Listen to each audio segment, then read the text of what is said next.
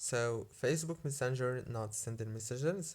What is the solution? In today's video, I'm gonna show you how to fix it in less than 1 minute. First thing, open the settings and then go to the apps manager.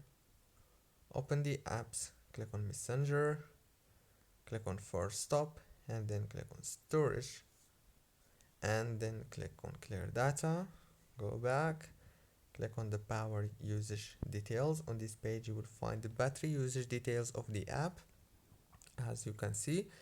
And now right here you have to disable this option and then click down here on Force Stop. After that, go back to the settings on your phone, go to the wireless and networks, enable the airplane mode. After 10 seconds disable it and restart your phone. Don't forget to like and subscribe, and thank you so much for watching this video until the very end.